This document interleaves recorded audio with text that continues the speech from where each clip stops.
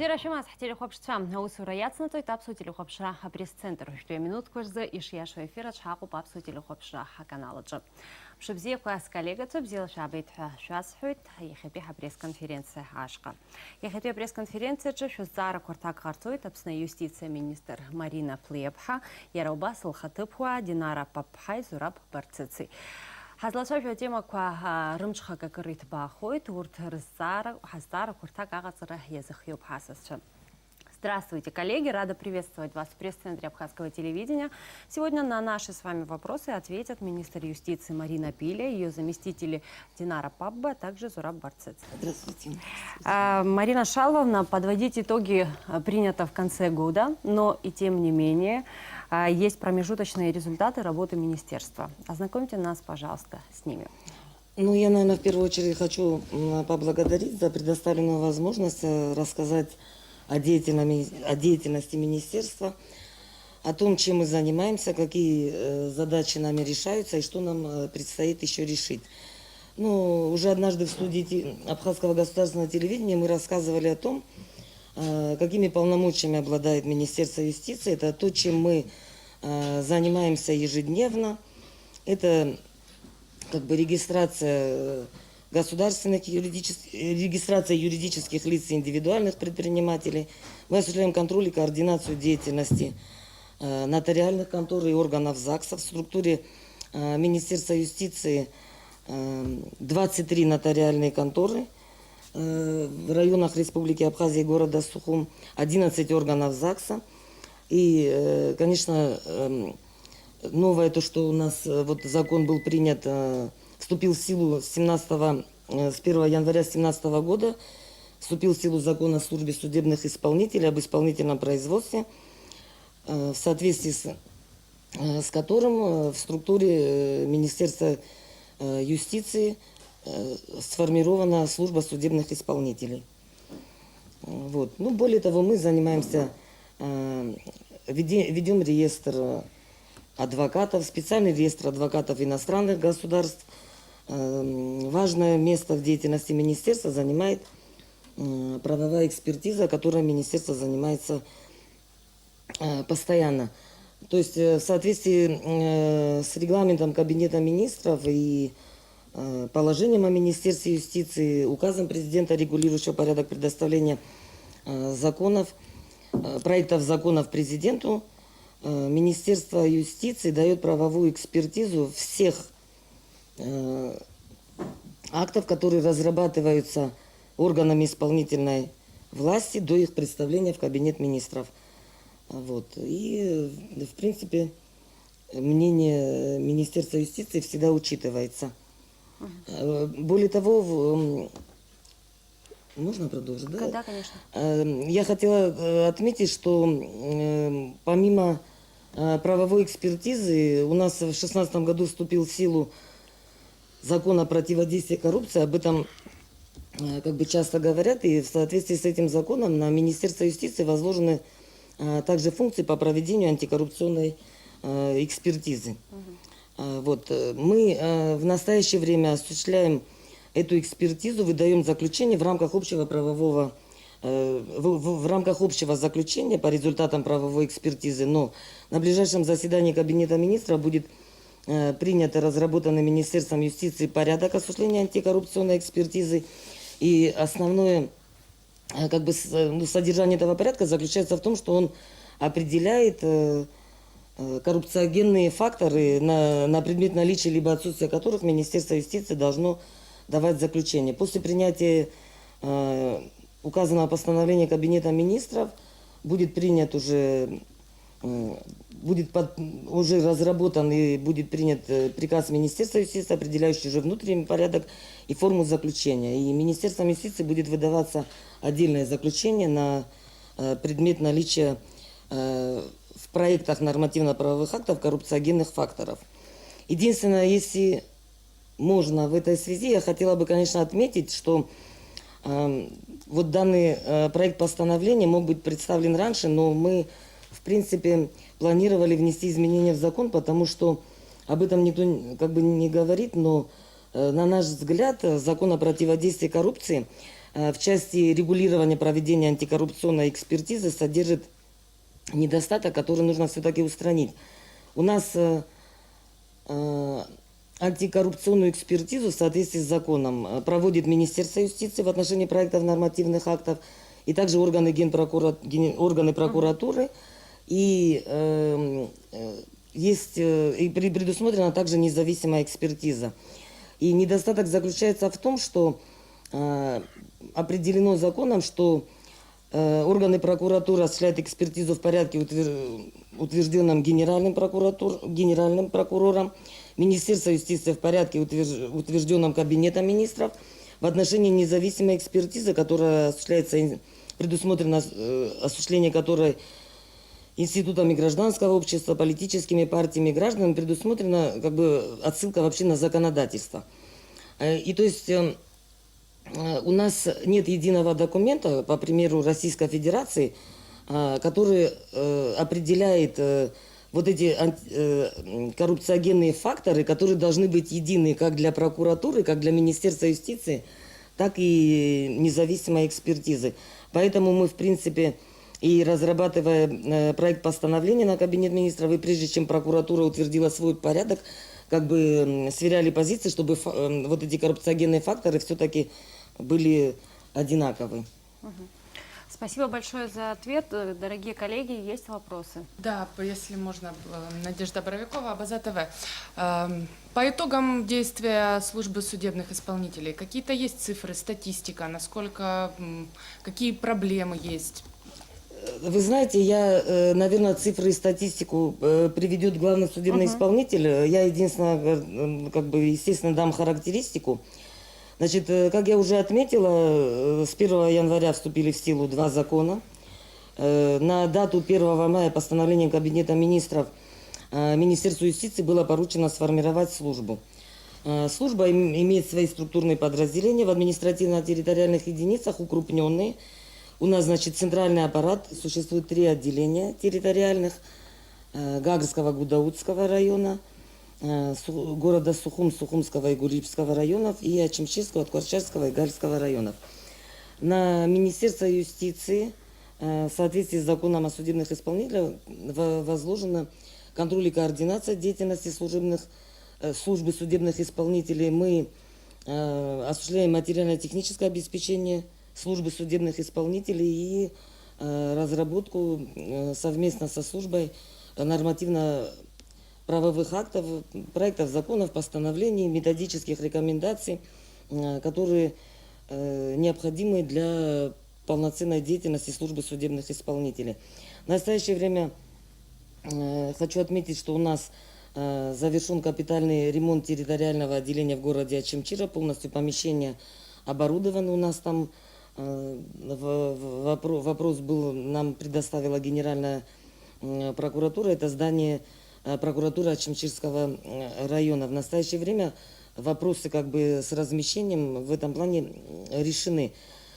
Что касается деятельности службы, хочу, конечно, отметить, что мы сразу, во-первых, это все новое, мы изучаем все вместе. Как сотрудники министерства, курирующие деятельность службы, так и все сотрудники непосредственно службы судебных исполнителей. Даже на момент формирования службы судебных исполнителей Министерством юстиции осуществлялся прием незавершенных исполнительных производств из судов городов и районов.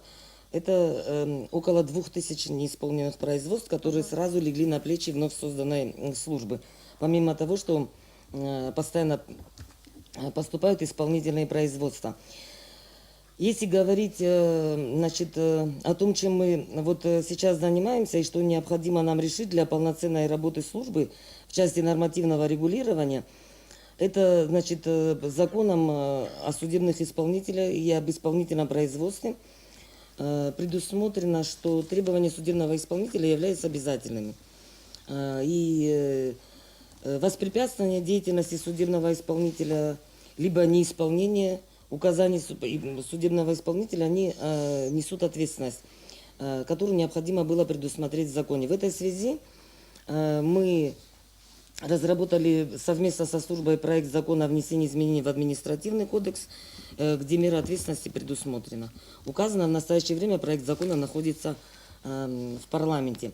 Кроме того, как практика применения уже имеющейся у нас закона об исполнительном производстве тоже вызвала необходимость устранения некоторых пробелов в законе. Более того, в целях полноты и своевременности исполнения обязанностей со стороны должника в закон об исполнительном производстве тоже внесены изменения. В частности, предусмотрена такая мера принудительного исполнения, как ограничение специальным правом. Вот. Потом законом о правовом положении иностранных граждан и законом о порядке въезда, выезда из Республики Абхазия и въезда в Республику Абхазия на судебных исполнителях, правда, это речь идет о другой категории судебных исполнителей, которые обеспечивают порядок деятельности судов, на них возложена такая функция, как выдворение гражданина иностранного, сопровождение его до границы. Эта мера не была предусмотрена в законе об исполнительном производстве, мы тоже это предусмотрели. И более того, мы предусмотрели более детальное урегулирование таких исполнительных действий, как осуществление сноса строения, выселение, ограничения на выезд из Республики Абхазия. То есть реально возникла необходимость их более детально урегулировать в законе во избежание разнотолкований. В настоящее время этот проект закона находится в кабинете министров для последующего направления президенту. И еще очень существенный момент, который препятствует на сегодняшний день доведению действий судебного исполнителя до желаемого результата, это отсутствие норматива, регулирующего порядок проведения и организации торгов в отношении арестованного имущества.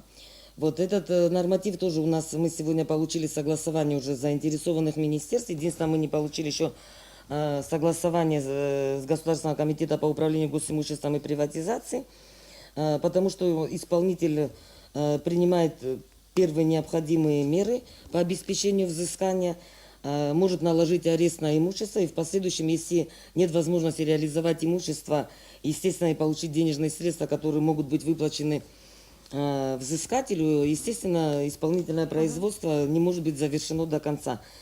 Вот, по проекту, представленному в Кабинет министров органом, который будет осуществлять организацию торгов и проведение реализации торгов арестованного имущества, предусматривается Государственный комитет по управлению госимуществом и приватизации. Марина Шаловна, наверное, тему продолжит Да, Зураб согласна. Григорьевич. С какими сложностями чаще всего приходится сталкиваться? Марина Шаловна тут подробно все изложила, права и обязанности нашей службы и наших сотрудников. Но что касается сложностей, тут вы, наверное, слышали, и в средствах массовой информации неоднократно освещались случаи нашей, так сказать, выселения, значит, сноса и других мероприятий, которые мы проводили за этот период действия нашей службы. Ну, если конкретно, значит, я цифры, наверное, все-таки вас интересуют, озвучу, хотя, может быть, для кого-то это покажется, может, не такие суммы, но все-таки это определенный сложный, кропотливый труд. Я вам скажу, что это очень сложно было нам, вот, начиная эту работу, фактически мы всегда, значит, сталкивались с проблемами, которые, наверное, до этого в Абхазии никто не ощущал, потому что суды принимали определенные свои решения, но они, так сказать, ложились в основной своей, так сказать, они под сукно и не исполнялись. Понимаете, закон есть, решение есть, а исполнять, значит, некому было. И сегодня, значит, когда вот этот процесс пошел, когда мы начали исполнять, с первого дня, конечно, у нас появились определенные трудности, с которыми мы по сей день, наверное, с трудом, но справляемся. О цифрах, которых вас интересует, я могу сказать. Значит, за время деятельности службы судебных исполнителей с 1 мая, как вот здесь была Марина Шаловна подчеркнуто, значит, мы приступили к своим обязанностям. И с 1 мая 2017 года, значит, нами получено из значит, судебных актов, а также других актов органов и должностных лиц 3352 исполнительных производства.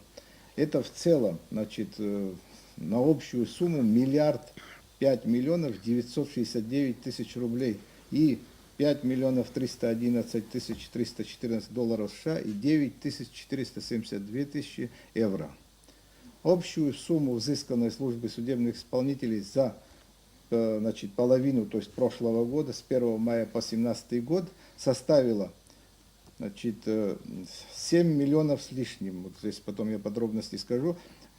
Всего за период действия функционирования нашей службы с 1 мая 2017 года по сегодняшний день, то есть по 1 июля 2018 года, 13 миллионов 473 352 рубля и 9 533 доллара США. Ну, если так более подробнее, если мне позволят, я еще скажу, вот в 2017 году, вот за этот период, который мы говорим с 1 мая по 31, к нам в службу судебных исполнителей поступило 2921 исполнительное производство. Значит, из них, ну, сейчас я не буду останавливаться, по территориальным подразделениям, значит, распределяются. Основная, конечно, нагрузка на город Сухум, и Сухумский район, и Гулербский район. Сумма конкретно, значит, за этот период с 1 мая составила 6 миллионов 312 тысяч 348 рублей. Ну и еще один момент, вот здесь, учитывая ограниченное время, я все-таки остановлюсь на вот то, что все-таки было, значит, освещено вот долг перед Сбербанком государственных денег, которые были взяты в свое время кредиторы.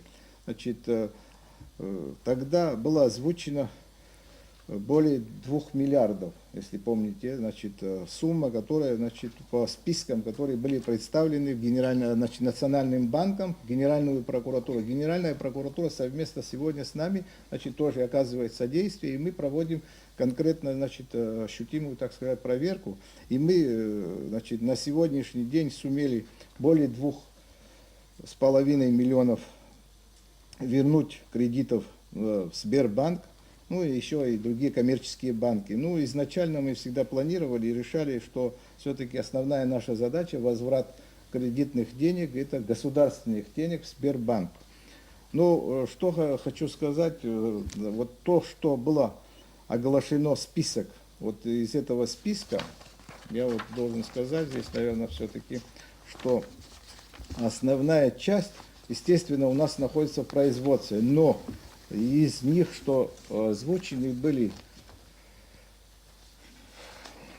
значит, было 279 юридических и физических лиц. Среди них на сегодняшнем этапе мы получили всего-навсего около 176 исполнительных производств, а остальные, не знаю, каким-то путем зависли где-то в каких-то судах, ну, судах общей юрисдикции. И до сих пор мы неоднократно писали и в Национальный банк, и в Сбербанк, и в суд городской, но мы не получили эти производства. Ну, не знаю, умышленно, неумышленно, но они по сей день их нет. Вы поймите, это уже прошло, по-моему, 4-5 месяцев. Мы их выставили на обозрение, мы сказали, что эти люди должны, а в итоге решение судов есть, а самих производств нет. Ну и когда-то кто-то, может, с нас спросит, я не знаю, но я уже как бы и прокуратуру уведомил, и суд уведомил, и Национальный банк, ну, а возины не там. А самая большая сумма к взысканию какая? И если не секрет, кто брал? Ну, у нас вот в ближайшие дни мы, так скажем, да, неделю назад или, может, чуть больше, мы получили материал, исполнительное производство, решение, значит, принятое арбитражным судом в 2018 году по получению кредита в 2015 году с Сбербанка 85 миллионов рублей. Значит, решение суда обязало должника, значит, 97 миллионов, чтобы он вернул, однако, значит, там есть определенные трудности. С первого момента, как получил должник этих денег, ни 1 рубль не заплатил, ни процент, ничего. Значит, есть сейчас, проводится проверка, значит, совместно с Сбербанком возможность получения заложенного имущества. Это, значит, общество с ограниченной ответственностью «Творчал уголь». Но на тот момент, который директором являлся, в настоящее время его разыскать не представилось возможным. И проводится проверка, насколько, я не знаю, эффективно будет приняты меры, не знаю, но это время покажет. Скажите, пожалуйста, можно один уточняющий вопрос? Вот вы сказали, что за весь период было передано больше 3000 судебных решений общей суммой на более миллиард рублей, а выполнено из них в миллионах, вы назвали цифру в десятках. Нет, это ну, считается 14. хороший показатель? Или, ну, то есть это норма или есть проблема? Нет, это нормальный показатель, если конкретно вникнуть, потому что туда входит, вы понимаете, невозвратные суммы, которые не представляются. Этих людей физически нету, физических людей. А есть фирмы, которых вообще Ликвидированы сегодня уже. почти ликвидированы. Они не существуют. Каким путем это случилось, это, понимаете, сроки, начиная с 5-6 года, вы представляете, это более 10 лет.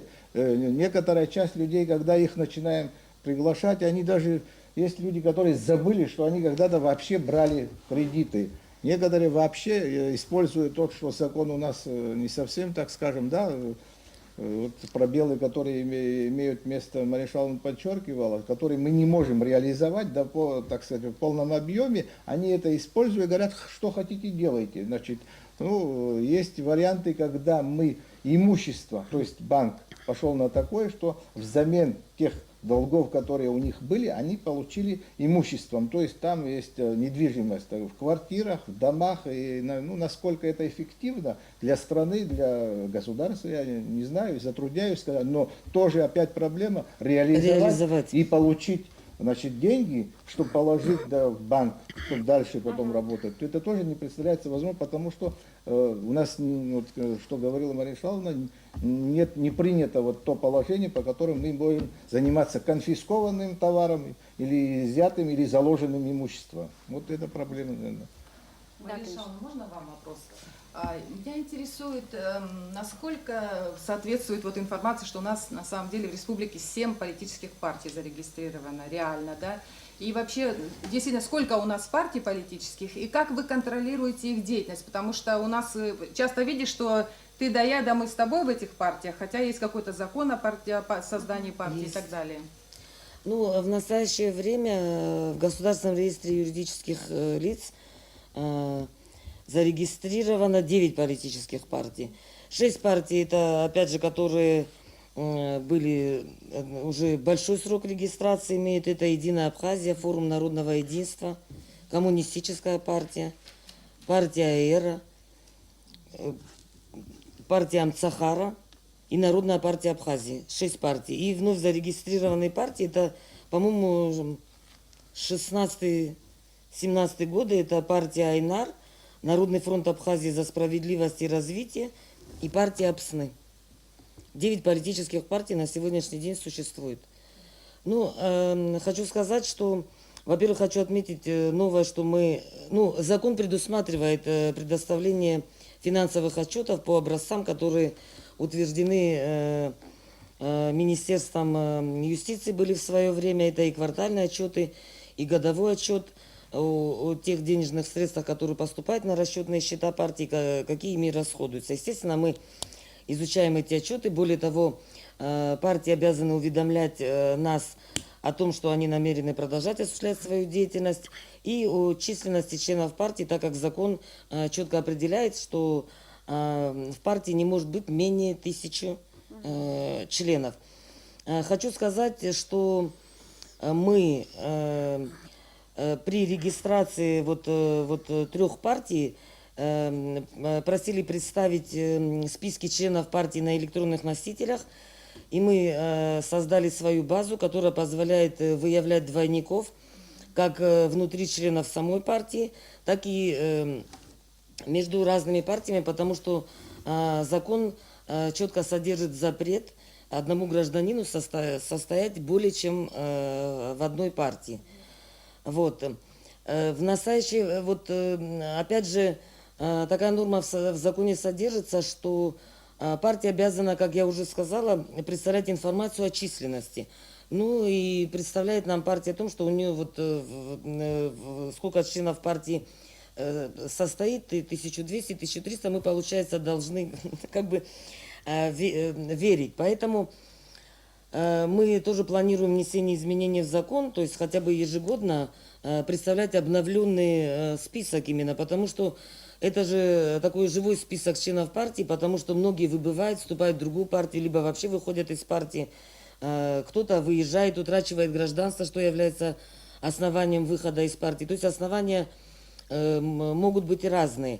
И мы, значит, в настоящее время из ранее зарегистрированных партий на электронном носителе нам представили списки «Единая Абхазия» и партия «Аэра». Мы тоже произвели сверку на предмет, чтобы не было двойников между партиями. И мы намерены буквально в ближайшие дни, уже в принципе подготовлены соответствующие препроводительные письма, обратиться к ранее зарегистрированным партиям, чтобы они представили обновленные списки. Потому что их списки членов партии – это те, которые были представлены на момент регистрации.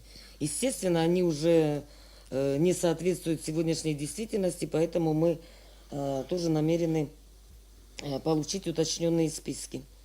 Марина Шаловна, насколько вот ранее вы разрабатывали инициативу передачи полномочий лицензирования и контроля над СМИ управлению по связям. Почему была выдвинута такая инициатива?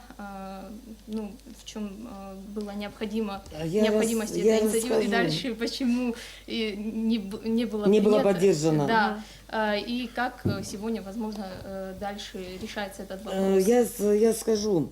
На самом деле такой проект был разработан Министерством юстиции о внесении изменений в закон о средствах массовой информации, который предусматривал, в том числе, хочу подчеркнуть, передачу полномочий по лицензированию вещания и регистрации средств массовой информации в управление связи и массовых коммуникаций Республики Абхазия. На самом деле вопрос в том, что после принятия закона о связи в республике был создан уполномоченный орган массовых коммуникаций, и мы посчитали, что вот эти функции являются более профильными для указанного органа. Эта инициатива была поддержана и в правительстве, и президентом. Был проект направлен в парламент, но там он на сегодняшний день не получил поддержки. Хочу сказать, просто отметить, вот это очень важно. Цель законопроекта заключалась далеко не только в передаче полномочий. На самом деле проект разрабатывался в первую очередь в связи с принятием закона о лицензировании отдельных видов деятельности. И в соответствии с этим законом лицензирование вещания регулируется отдельным законом, то есть законом о СМИ. Но возникла необходимость гораздо более полного урегулирования в законе о средствах массовой информации порядка вещания. Более того, закон о лицензировании отдельных видов деятельности предусматривает уплату пошлины за выдачу лицензий, за выдачу дубликатов лицензий и так далее. А мы на сегодняшний день, по причине того, что вот в этой части проект закона тоже оказался непринятым, руководствуемся положением, которое разработано на основании уже утратившего силу постановления Кабинета министров, регулирующего общее положение лицензирования. И до сих пор взимаем лицензионный сбор. Не может быть в законодательстве, чтобы за одни виды деятельности предоставления лицензии взималась пошлина, за другие виды лицензионный сбор. Вот этим была вызвана необходимость внесения изменений вообще в закон о средствах массовой информации. Более того, например, такой момент. И сегодня по действующему положению о лицензировании вещания Министерство юстиции само может принять решение об аннулировании лицензий. В соответствии с законом о лицензировании отдельных видов деятельности аннулировать лицензию может только суд на основании представления органов. Это опять же полномочия органов, лицензирующих какой бы вид деятельности, какого бы вида деятельности это ни казалось, не могут быть разными. То есть я в принципе устно обсуждала с депутатами, мы в любом случае вернемся к этому проекту, хотя бы на сегодняшний день в той части, которая реально необходима для того, чтобы в развитии этих, без изменения закона о средствах массовой информации, мы не имеем возможность утвердить новый порядок лицензирования. Новый порядок лицензирования вещания и порядок ведения реестра лицензий. То есть, если уже это остается за нами, то, конечно, нам предстоит помимо этого закона разработать нормативы уже и представить их на утверждение Кабинета министров. Спасибо большое. Вы, наверное, разговаривали с депутатами Да, мы насчет на того, комитет... почему не было. Мы были приглашены на комитетское заседание. В принципе, была поддержана идея, потому что, знаете как, ведь речь идет не просто о предоставлении лицензии, речь идет о том, что потом надо осуществлять лицензионный контроль. И мы никаким таким потенциалом ни техническим не обладаем для того, чтобы на самом деле выявлять нарушения лицензионных условий. Эти нарушения, опять же, мы в принципе и при выдаче лицензии вы должны обратиться, при принятии документов должны обратиться в управление связи массовых коммуникаций для того, чтобы с запросом о технических возможностях вещания и отсутствие технических возможностей, которые, опять же, на наш запрос представляет информацию управления связи, мы можем отказать в выдаче лицензии. И что касается, опять же, нарушения условий лицензирования, это, опять же, с технической точки зрения, нас уведомляет управление связи массовых коммуникаций, и по их уведомлению мы можем ставить вопрос, вынесение предупреждения, приостановление деятельности юридического лица и так далее. Спасибо большое. Коллеги, давайте предоставим слово Динаре Лаврентьевне. Вопросы есть к ней? Я хотела бы предупредить, что Динара Лаврентьевна у нас курирует деятельность именно отдела по координации и контролю деятельности органов ЗАГС и нотариальных контор. Если есть интересующие вопросы по этой теме, пожалуйста. Расскажите, в общем, Можно, как естественно, рассказать, если нет обстоит вопросов. ситуация в этой сфере, с какими сложностями приходится сталкиваться? Проблем, как и везде, много в этой сфере. Как Мария Шаловна сказала, Министерство юстиции осуществляет координацию органов ЗАГС и в сфере нотариата. Значит, ситуация такая, что отдел по координации над органами ЗАГС и нотариата очень большую обработку в плане международных взаимоотношений, запросов, оказания правовой помощи. Большая работа ведется этим отделом, и у нас очень много, запросов приходят именно с Министерства юстиции, даже и с других, с Российской Федерации и с других стран СНГ. И у нас неплохие взаимоотношения с ними сложились, и мы отвечаем на их запросы, и они нам отвечают на наши запросы, и как-то так. У нас, органы ЗАГС ни для кого, наверное, не секрет, чем занимаются. Это регистрация всех видов актов гражданского состояния. И есть определенные моменты, где предусматривается взыскание госпошлины, а есть отдельные виды, где не предусматривается взыскание госпошлины. По статистическим данным можно сказать, что за первое полугодие 2018 года органами ЗАГС взыскано 336 083 рубля в доход государства. Что такое нотариат, тоже, наверное, ни для кого секрет. Тоже они при совершении нотариальных действий взыскивается государственная пошлина.